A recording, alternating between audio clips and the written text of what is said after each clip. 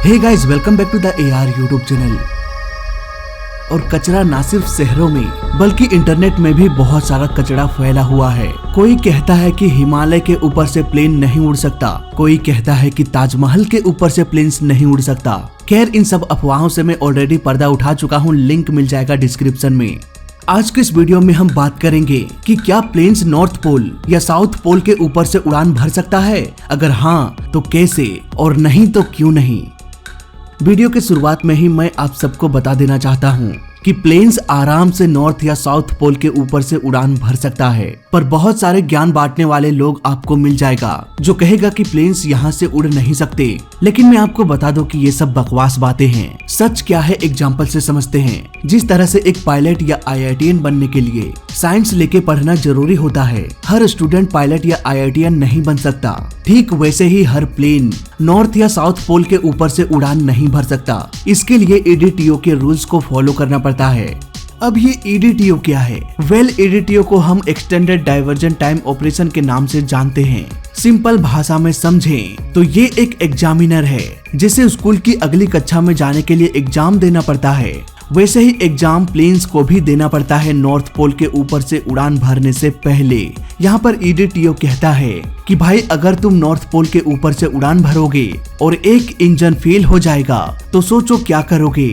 वहाँ पर इतनी ठंड है कि प्लेन क्रैश के बाद अगर कोई जिंदा भी बच जाए तो सबकी कुल्फी जम जाएगी। वहाँ पर कोई गली मोहल्ला भी नहीं है कि कोई रेस्क्यू टीम तुरंत वहाँ पहुँच पाए। अब यहाँ पर एयरलाइन कंपनी कहेगा कि भाई, हमारा प्लेन इतना कमजोर नहीं है, एक इंजन फेल होने के बाद भी हमारा प्लेन क्रैश नहीं होने वाला। मेरा प्लेन एक इंजन के साथ भी उड़ सकता है। प्लेन में आग लग जाए तब भी हमारे पास आग बुझाने वाला सिलेंडर है। अगर डीकम्प्रेशन हो जाए तो हमारे पास ढेर सारा ऑक्सीजन भी है।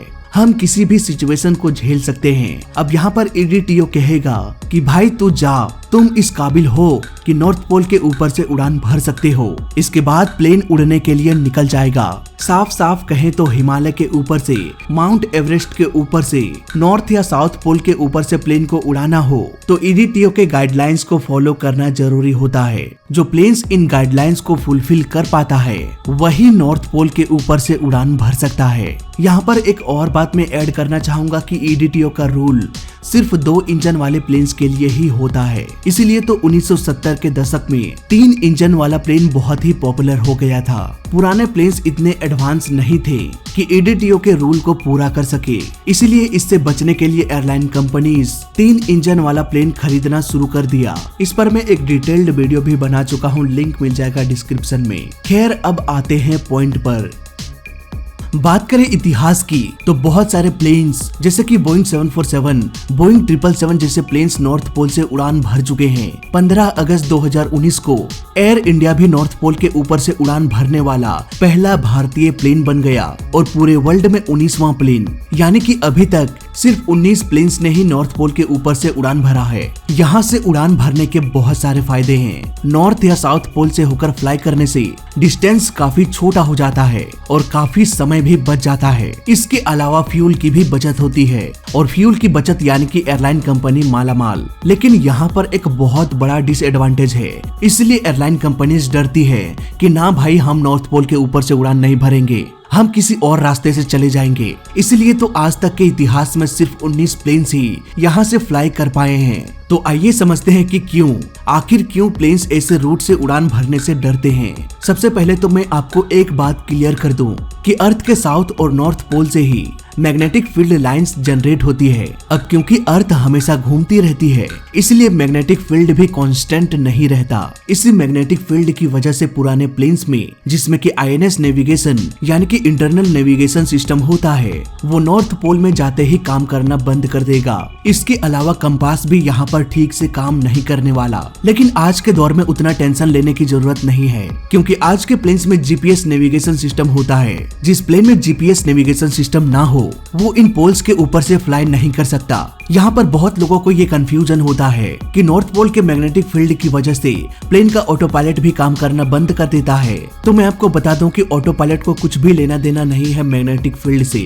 और हाँ, रेडियो नेविगेशन सिस्टम भी यहाँ पर मस्त काम करेगा। देखा जाए तो यहाँ पर सबसे बड़ा कारण ये है कि दो सिटीज के बीच कोई डायरेक्ट रूट ऐसा नहीं है जो नॉर्थ या साउथ पोल से होकर गुजरती है। इसके अलावा नॉर्थ पोल में कोई एयरपोर्ट भी नहीं है। मुझे लगता है सेंटा क्लॉज ने परमिशन नहीं दिया होगा कि यहाँ पर एयरपोर्ट बनाओ। नॉर्थ पोल एक समुद्र है जो कि फ्रीज हो चुका है। यहाँ पर कोई जमीन ही नहीं है कि वहाँ पर एयरपोर्ट बनाया जाए। कुल मिला के कहा जाए, नॉर्थ पोल से होते हुए बस कुछ ही गिने चुने कंट्रीज है, जैसे कि कनाडा और रसिया।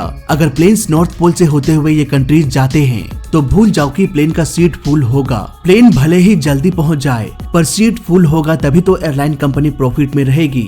जो डेली फ्लाइट्स होते हैं वो डिफरेंट सिटीज या कंट्रीज से होकर फ्लाई करती है, ताकि हर सिटी के लोग उनके प्लेन में सफर कर सके और सारा का सारा सीट्स भी फुल हो जाए। एयरलाइन कंपनीज का एक ही मकसद होता है, भाई चाहे जो भी हो जाए हमारे प्लेन का सीट खाली नहीं होना चाहिए। ऐसे में कोई भी एयरलाइन कंपनी नहीं चाहेगा कि हमारा प्लेन नॉर्थ पोल के ऊपर से उड़ान भरे। इसके अलावा एक और बहुत बड़ा कारण ये है कि एयरलाइन कंपनी को प्लेन खरीदते वक्त ये भी ध्यान देना होता है कि उसे किस रास्ते से उड़ाया जाना है। जैसे कि टेस्ला कार को इंडिया के उबड़ खाबड़ रास्ते में नहीं चलाया जा सकता, वैसे ही हर प्लेन नॉर्थ पोल के ऊपर से उड़ान नहीं भर सकता। नॉर्थ पोल के ऊपर से उड़ान भरने के लिए सबसे महंगा रूल ये है कि एक इंजन फेलियर होने के बाद भी 180 मिनट्स तक यानी कि 3 घंटों तक प्लेन बिना प्रॉब्लम के उड़ सके, तभी उसे नॉर्थ पोल के ऊपर से उड़ने की इजाजत मिल पाएगा। सिंगापुर एयरलाइन बहुत पैसे वाला है। वो बोइंग कंपनी को मिलियंस ऑफ डॉलर एक्स्ट्रा पे करता है और बदले में बोइंग कंपनी उसे ऐसा प्लेन बना के देता है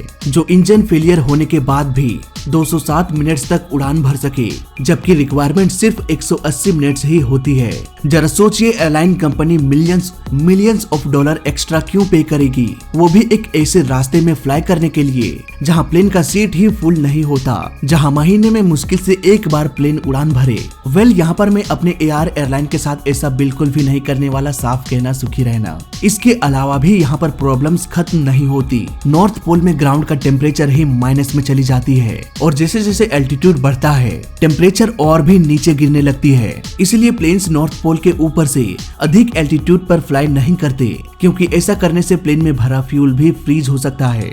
इसके अलावा प्लेन्स में बहुत सारे सर्वाइवल गियर्स होना जरूरी होता है, क्योंकि सपोज अगर प्लेन नॉर्थ पोल में कहीं क्रैश हो गया तो यात्रियों को गर्म कोट की जरूरत पड़ेगी, हीटर की जरूरत पड़ेगी। ये सारे सामान भी प्लेन्स में होना चाहिए। कुल मिलाकर कहा जाए तो नॉर्थ पोल के ऊपर से उड़ान भरना मतलब कि खर्चा ही खर्चा और प्रॉफिट बाबा जी का ठुल्लू।